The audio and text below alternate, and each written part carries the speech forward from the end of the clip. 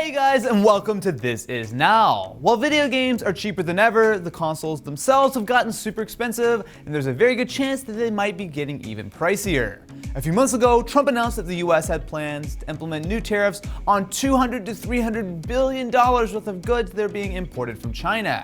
Now, if you're not familiar from your economics class, a tariff is essentially just a tax put onto a good which is being imported into the country. And this is certainly not anything new. Countries set tariffs on goods all the time.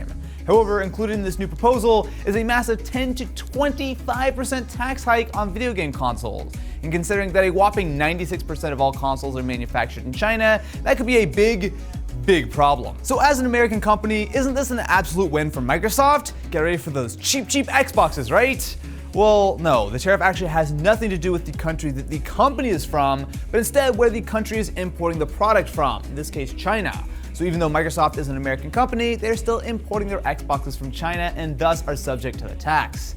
Now that tariff is based on the value of the good that is being imported. So say you have a $300 PlayStation 4. Well, now it could have up to a $75 tariff, and that's for every single unit. If that's the case, it means Sony essentially has two options. Either they lose that $75 per unit, or they raise the price accordingly, which of course is then passed on to you, the wonderful consumer. The tariff is based on the value of the good that is being imported. So say you buy a PlayStation 4 for $300. Well, now it would have a tariff of up to $75 for every single unit. That means Sony has two options. Either they lose that $75, or they raise the price accordingly, which is of course passed on to you, the dear consumer.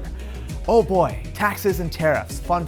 Now traditionally, video game consoles sell on a razor-thin profit margin as is, or even at a loss. The idea being that you basically make the console as cheap as possible so more people buy it, and then Sony or Microsoft make their money back on game licensing, accessories, Xbox Live, PSN, Xbox Game Pass, PlayStation Now, all the wonderful other things, very much like razor blades or printers with ink. They get you on the back end. Buys ink when the printer is... Ken, not everyone throws away a printer when you're done with it. I've had the same $50 printer for like 4 years now, and I bought ink for it 3 times. Yeah, but like, I basically kept getting new features by... Ken, you literally are destroying the environment by throwing away a printer every time it runs out of ink. Maybe they should stop making printers. For consoles like the Xbox One and PS4, which are of course at the end of their life cycle and therefore a little bit cheaper, they're easier to produce, it's probably more likely that both Sony and Microsoft will eat the cost of any tariffs, or at the very least they won't continue to discount the devices when they go end of life. However, what about the next generation of consoles? Take the PS5 for example, which is estimated to launch with a $500 price tag, or with this new tariff, that would be a $625 price tag. Now, in many countries, this is nothing new. For example, when the PS4 entered the Brazilian market, it cost $1,800 due to similar tariffs. Probably, I guess, why they're still playing the Genesis and not PS4. Man, it sucks to be in Brazil. I'm sorry. I'm sorry. We have it very good without having to pay $1,800 for our PlayStations. Now, consoles are not the only things affected either. Most accessories, such as controllers, headsets, chargers, they're all produced in China. Now, in their letter, the big three of Sony, Nintendo, and Microsoft claim that this tariff has the potential to cripple the entire gaming industry. If console prices get too high, the price will put it out of reach for many homes, which means, of course, less people can buy them. Now, if less people can buy them, there will be less games sold. If less games are sold, that means studios, especially the smaller ones, can't afford to operate and thus shut down. Now, obviously, that is a very doomsday take on the entire situation, which Sony, Microsoft, and Nintendo are, of course, using to maximize their point. However, tariffs like this do have an effect on industries, except we just don't know exactly what that effect will be yet. As of right now, a large chunk of electronic tariffs are scheduled to go into effect on September 1st, but things like video games and cell phones have been delayed until at least December 15th, presumably to give those manufacturers enough time to stock up for the holiday season.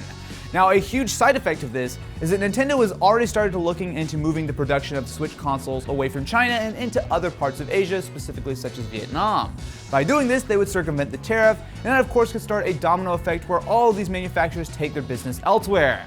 Now, when you get into world trade and economics, obviously it is an incredibly complicated subject, specifically when it comes to things like tariffs, which can come and go, and it gets messy, right? But the general gist is this. So far, we've been incredibly fortunate around the world to have super strong global trade where PlayStations can be sold for a couple $100s everywhere except Brazil. However, those days do look like they're coming to an end. Now, it would be unfair to make it seem like this is all some kind of unprecedented move by certain US presidents. In fact, tariffs and trade wars are a lot more common than you might think, and some of them have pretty insane effects on the global trade that are well beyond just the mere video games, such as the chicken tax. Matt, what is a chicken tax? What you hosted last week? What? I can't host one.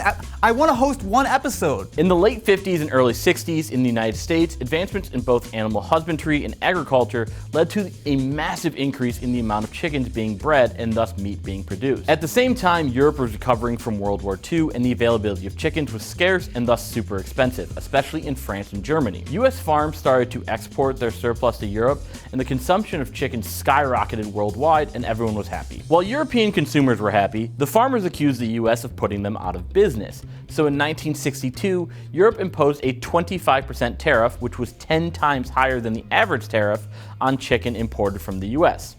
Of course, this massively hurt the US market, which led to America increasing tariffs on other goods from Europe, and thus led to more retaliation back and forth.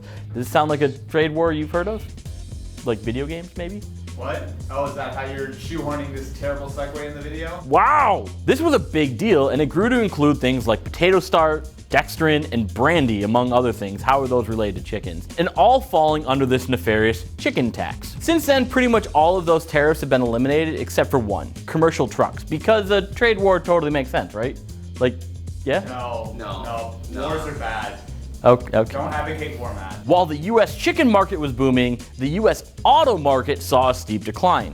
And this was caused by an increase in the number of foreign trucks and cars being imported, especially the VW cargo van that had become super popular in the 1960s. Damn hippies. Yeah, it's definitely the hippie van. War is not the answer, okay? So to get back at Germany for their tariffs, the US imposed a 25% tax on the import of all foreign trucks or vans, directly affecting the sale price of those VW buses.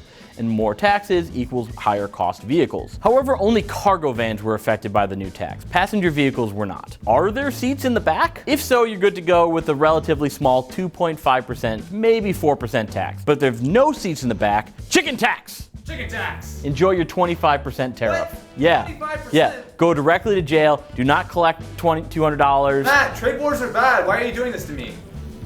Obviously, foreign automakers still wanted to sell their trucks in the US, so they came up with a clever way around the tariff, known as the chassis cab loophole. Essentially, automakers would just add the cheapest possible seats to their small trucks before exporting them directly to the US. When they arrived, they would immediately remove the seats before sending them off to dealerships. One of the most famous examples of the chassis cab loophole was the Subaru Brat, which was super ugly. How dare you? Similar to the El Camino, the Brat was half car and half pickup truck. Because it did not have a back seat, it fell under that small cargo truck tariff. So basically what they did was they took two of the cheapest, crappiest seats that were rear facing, and they had like these little like handlebars. The chicken tax was implemented to protect the US market, but ironically it made things way more difficult. Like we said before, the tax applies to not the country of origin for the company, but the country from where they're importing goods from. So actually that same exact thing happened with Ford. The Ford Transit was originally made in Spain and then Turkey and then imported with those rear seats. Alternatively, Mercedes-Benz imports all of their Sprinter vans into the US in pieces and then assembles them in Charleston, South Carolina. Thank you for watching this episode of This Is, and you can check out some of our other episodes right here.